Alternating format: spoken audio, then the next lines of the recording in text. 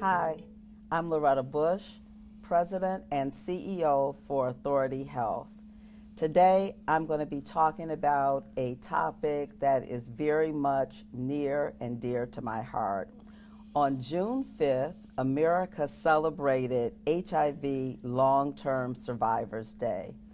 But many of you should know that it's more than just a day. It really is a call for long-term action. And I have the pleasure not only of talking about a topic that's near and dear to my heart, because it really launched my career, and it's a public health topic that I spent almost 23 years being involved in and meeting some of the most incredible people. And today I'm talking to someone who's an expert, who's a long-term survivor, but is also someone who I consider a close friend, even though we don't get a chance to see each other nearly as much as we used to. I have the pleasure of speaking to Kathy Gerus-Darbison, who I mentioned already is a long-term survivor, but she is also a professor of sociology at Macomb Community College. Kathy, thank you for joining me. Sure. So let's talk about let's start off by talking about you and your journey with what we now today call HIV and AIDS or HIV disease. But let's start talking about those early days when you were first diagnosed, because as I recall, you were probably one of the first women I know who were like involved with drug trials and things for what was largely thought of as a male disease, a gay male's disease, and clearly you're not either. So let's talk about those early days. Sure. I when I was 23, I met what would be my husband, my first husband, Michael Gerus, and he was born with hemophilia. So, and I knew a little bit about it, but I didn't know a lot. And it's it's a bleeding disorder. Your blood doesn't clot correctly, and for him, and this is how he taught me about it, he said they started to have, when he was a young teenager, some treatment that they used where they would take human blood and like centrifuge it down and take out just the factor that they were missing in their blood. Yes. And that was made into like a powdered form, and they would reconstitute that, and they were taught how to infuse it to themselves. She we got married. I had my daughter a year later, which was 1984. Mm-hmm. And she had to be taken cesarean section. So a couple months after she was born, which is June, this was now June of '84, she was born in April, I got really, really ill. And I mean, I'd never been that sick before in my life, ever. And so I had to go off. I was breastfeeding my daughter, and I had to wean her so that I could take these big-time medications, you know. So that was middle of '84. In early '85, we were contacted by the local hemophilia treatment center, asked if we would take part in this national study that was being done called the Transfusion Safety Study.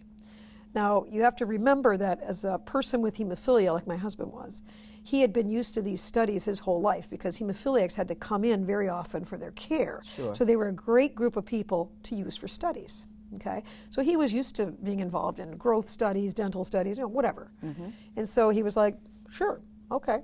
Yeah. They told us we would come in. They took our blood. My daughter was not even a year old yet, or so, and took our blood. And then they were going to ask us a bunch of questions, like interview us, and they would do that every 6 months. So they didn't really say what they were testing for, and to my husband it was like, it wasn't just another one, and I had never been involved in the study. I didn't know why I would be or my daughter would be asked to be part of a study that was called a transfusion safety study, because neither of us had ever had one. Now, my husband had, right? Yeah. So we went and did that, and they were going to contact us every 6 months. Well, 6 months goes by, and we didn't hear from them. And me, being the nerd that I have always been, I talked to my husband about it. He's like, oh, don't worry about it. I'm like, no, we got to find out what's up. So I called down there, and they were like, yeah, we need you, all three of you, to come down tomorrow. Come down to the hospital tomorrow. We have some, we'll talk to you, whatever. So I didn't think anything of it at the time. Well, long story short, that's the day that we found out that my husband and I were both HIV positive. Mm-hmm. My daughter had tested negative, but they weren't sure she would remain negative because they didn't know as much back then, right, about the window period and stuff. So that was, I thought that day was like the end of my life. Because, number one, I remember them telling me, don't tell anybody. Don't tell anybody. Don't tell anyone, because lots of bad things were already happening. Sure. So this is 85. This is December of 85 now when we're getting this result. Ryan White, stuff had already happened with Ryan White. There was the, who had hemophilia. Then there was 3 brothers with hemophilia, the Ray brothers down in Florida. People had burned their house down when they found out that they had HIV. So it was not something that you talked about. So the advice not to tell anybody was probably good advice. Correct. Or they felt it was good advice. Correct. Yeah. And then they also told us that maybe the way that we got infected, that we had the antibodies, was maybe a good thing. And I was like, what are you talking about? Right.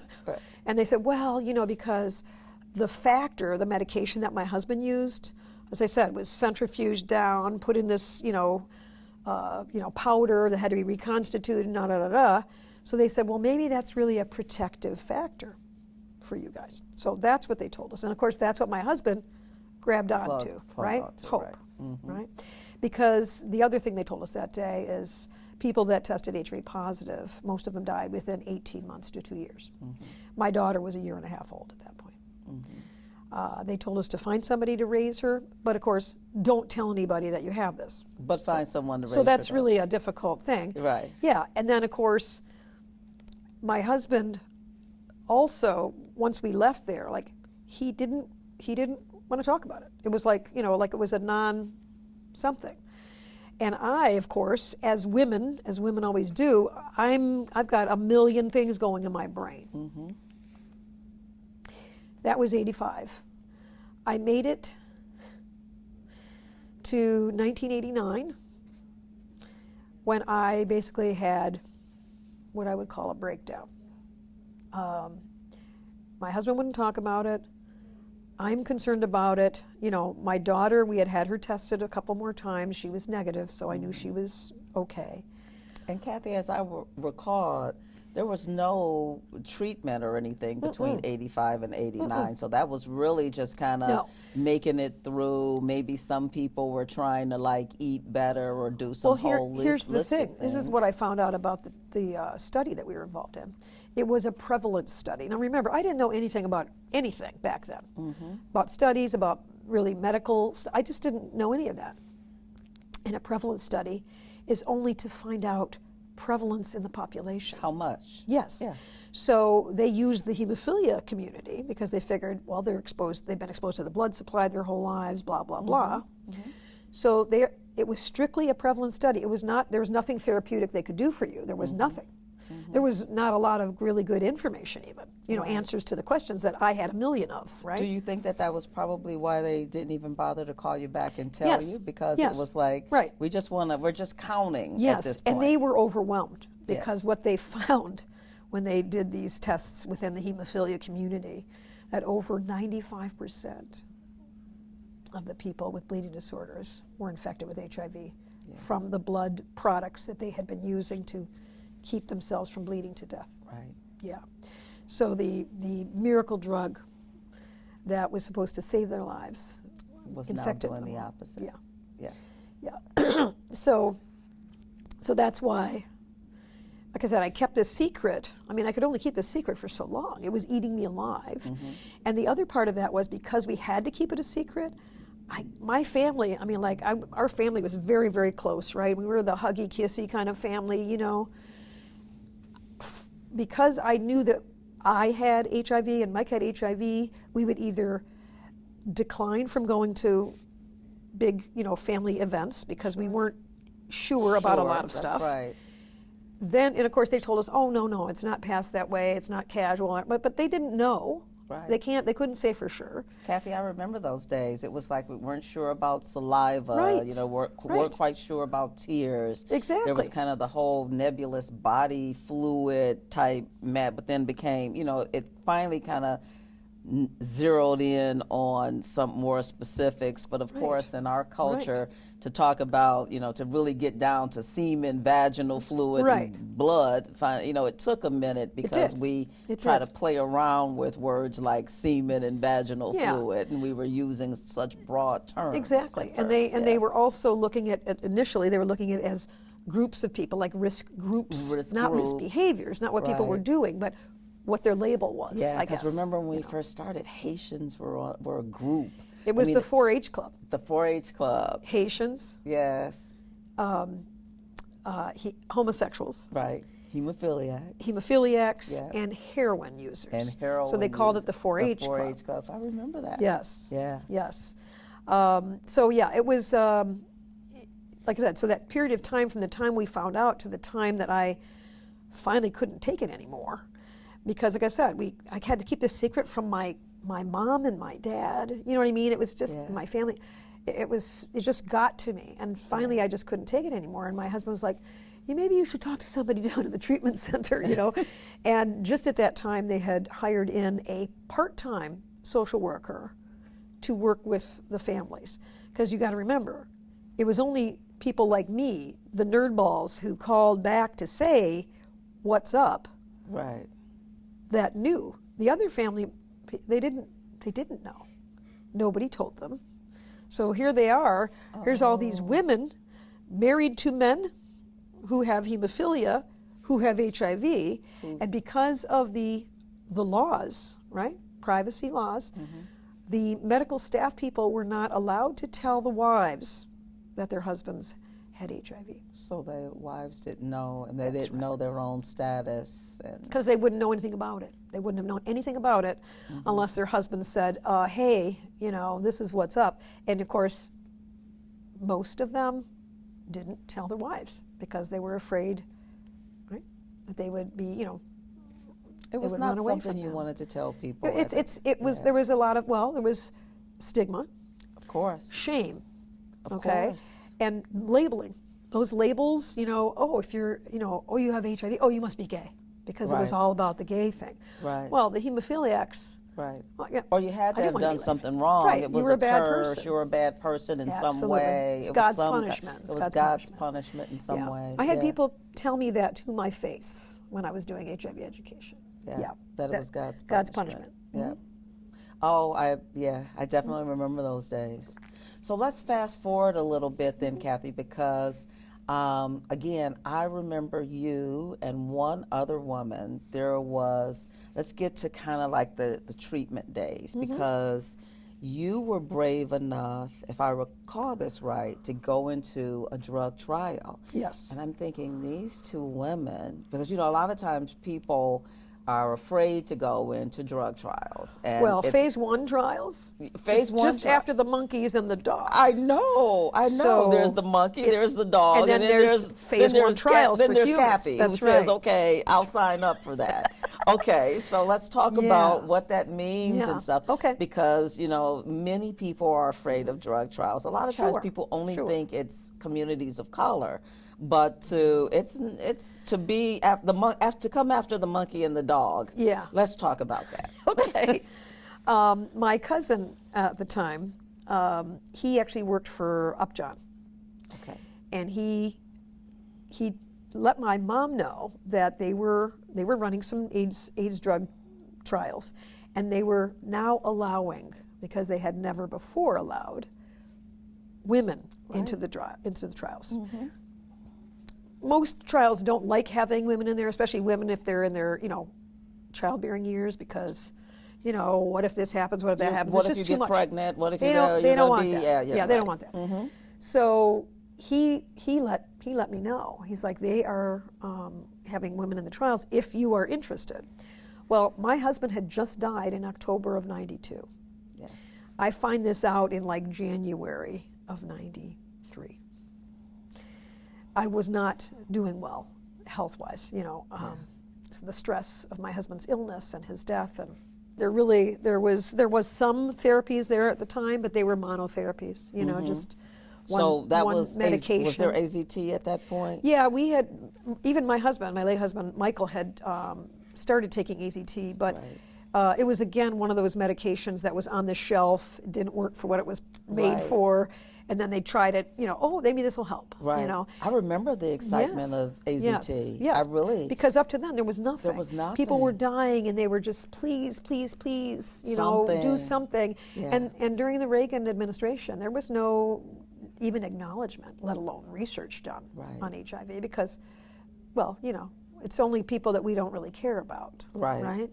But didn't, and I don't want to take us back because I want to move us forward, but didn't he kind of have a change of heart when the big movie star, who was the big? Rock Hudson. Rock Hudson, yeah. There was the, the pre-Rock Hudson, and then when Rock Hudson got it, Right. Ronald Reagan kind of seemed to have a. And Elizabeth Taylor had Yeah. a lot to do with that, because Okay. she was a very big activist and pushing for research and education and stuff.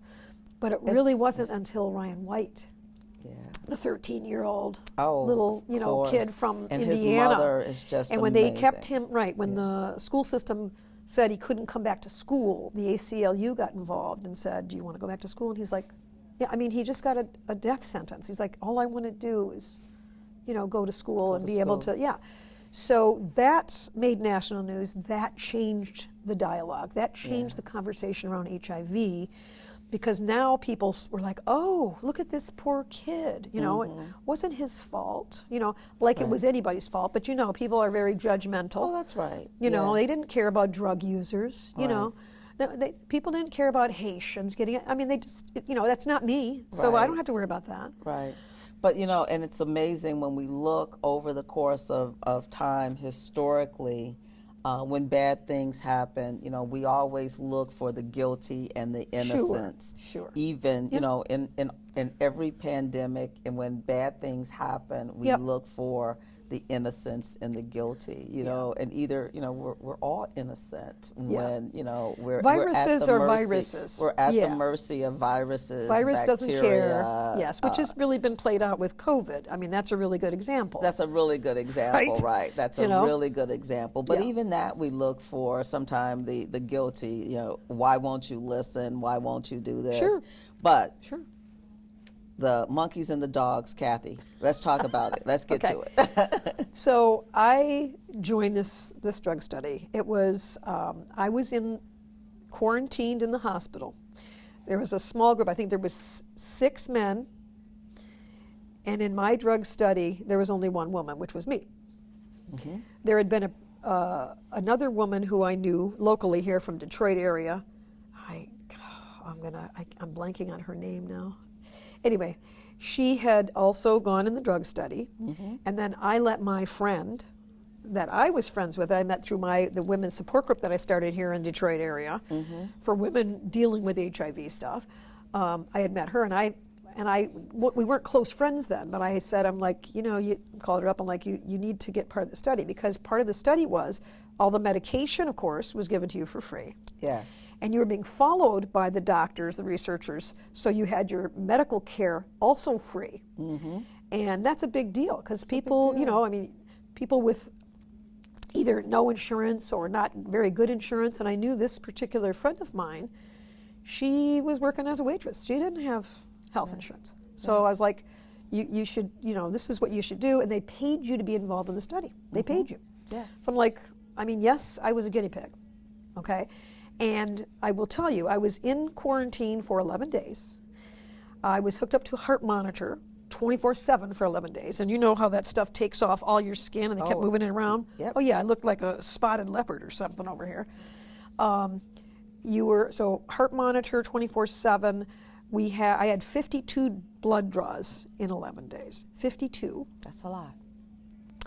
Every morning they woke us up at 5 o'clock in the morning to chew on wax and then spit our saliva into something because they wanted to see what the drug levels were in our system. That's what the blood work was also for, right? Because they're trying to find the appropriate dosage, right? That's what phase 1 trials are. So that, it doesn't kill people. What works so that you're, it's like the troughs, the levels, right? The peaks and the troughs of the drug, so you need to be at a therapeutic level. So that's what phase 1 trials are about. And so when I talked to my friend and she got involved, in the next couple of months she was in a different group. But once you're done with that 11 days or however many days you're in there, you had to go then. At first, it was every other week. And we had to drive out to Kalamazoo. Okay, and I lived in Sterling Heights at the time, so that's quite a drive. So I would drive to where she lived, which was Chelsea, and then we would get in the same car and we'd drive to Kalamazoo. And we had to be there at 5 o'clock in the morning. Oh wow! Just like That's when we were in the study. commitment. Right. So we talked to them about it, the study people, and we're like, this is where we live. For us to get here at 5 o'clock in the morning, it's like, you have to leave at 2:30 in the morning to get. So they said, okay, we will pay for you guys to have a hotel here so you can come the night before, right? And that way you're here in the morning. You still have to get up early, but at least you're here. Right. So they did that for us, which I thought was awesome. That's great. So they really were, I have to say, the people involved in that drug study were amazing. That's great. So Kathy, I know that we're getting close to time, and so I feel like that we get to thank you and people like you for where we are now, because we've moved through 21 drugs a day, some having to be taken on an empty stomach, some taken on a full stomach, some 2 times a day, some 3 times some a day, 3 times, some refrigerated, some not refrigerated. People wearing watches to remind them throughout the day to take it. All of that now to single doses a day. And I take 1 pill. 1 pill. It has 3 medications in it, but it's 1 pill, no side effects, once a day. I'm undetectable. That's beautiful. I never thought I would live to see that. So here's the question. I know people are wondering at this point, Kathy Gerus-Darbison, why are you still alive after 43 years of living with HIV? Is it the drug trials? Is it the healthy living? Is it a belief that you could survive this? Is it the combination of all? Why are you a HIV long-term survivor? My first answer to that would be timing. I was lucky in the fact that I didn't get something early on that would kill me, because that's what happened to a lot of people, including my late husband, Michael. Okay. So something in combination with the HIV, or he got lymphoma, okay, and he wasn't strong enough to do chemo or anything like that, and it was something they couldn't fix. Yeah, something. I got it. And so he died from that. And I know a lot of people. I mean, there's such a long list of people that I lost within the first 10, 12 years. Where it was just every week, this is before cell phones, you get the phone would ring and you were afraid to pick it up because you knew it was going to be another person and another person and another person. And you always wondered when your number was coming up. It was not a great way to live. No. I didn't plan ahead, like 3 months, more than 3 months ahead, because I didn't think I would be alive. So my daughter is the other answer to that question. My daughter was my lighthouse in the storm. And she gave me hope and direction, and she was my reason to work and stay alive. She made me promise when her dad died, in his hospital room, when she went to say goodbye to him, she made me promise, Mom, please don't die and leave me here by myself. I wish I had this too, because I don't want to be here by myself. She wished that she had HIV. And I said to her, I will do anything in my power. And that's why I did that drug study. It's crazy. I mean, people have to do phase 1 trials, but I tell you, after being in a phase 1 trial, I'm not sure I want to do another one. You know, but they found out good stuff. I mean, they found out, you know, what they needed to, and so. Yeah. So my daughter is my reason, I believe, largely, and I had very, very supportive family. I mean, so many people that I knew with HIV were shunned by their families, you know, discarded because of either their sexuality, you know, obviously, or the disease itself. And I was surrounded by love and understanding, and that is not something that a lot of people had, especially early on. Love is a very powerful thing. It's a very Kathy. powerful thing. Very powerful, Yeah. very powerful. So Kathy, is there a number that you would like to share with our listeners if they, you know, are living with HIV, know someone living with HIV, just needs that extra power of love to continue to survive, need a primary care provider? We, of course, have a number for that, but if there a number that you would like to share before I share our number? Do you mean like for people to talk to somebody? Is that what you mean? Yeah. I have had other medical people and community organization people share my number before, my personal number. Okay. And I've done that, and I've just recently. Okay. Well, how about this? How about we not do that? I will share, unless you want to do that. I was going to say, Okay. you have my contact information. Okay. If somebody contacts you and they need somebody to talk to, I'm more than happy to do that. Awesome. So we're going to share, for right now, for our listeners, 313-824-1000.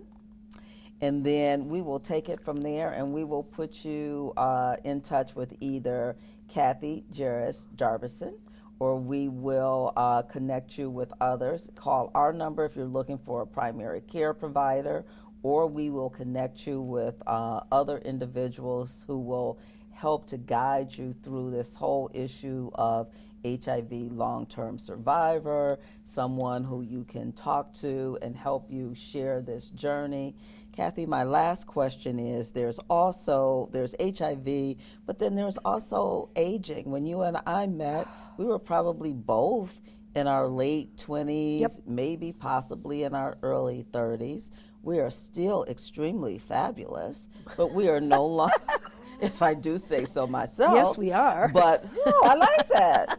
But we are no longer 30 anymore. Right. So how are you handling that whole piece with long-term survivor as HIV, and also the aging process, which can also be full of stigma, trauma, drama, invisibility, and invisibility.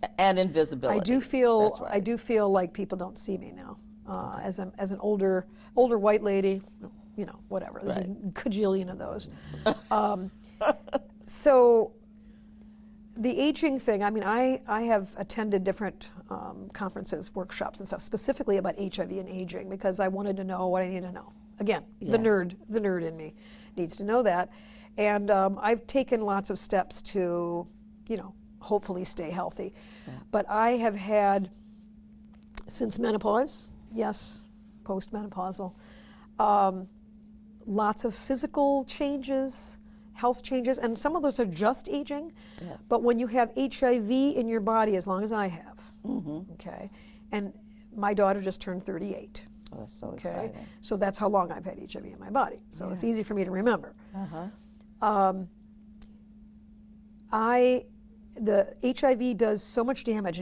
I have osteoporosis because of HIV, and I had it earlier than most people, because I mean, anybody can get osteoporosis, especially old white ladies. Okay, but again, a problem. So I have that.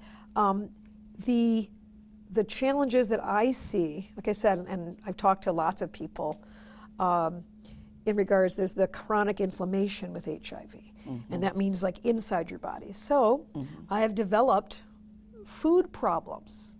Okay, the only vice I've ever had in my whole life was food. I've never smoked. I don't drink.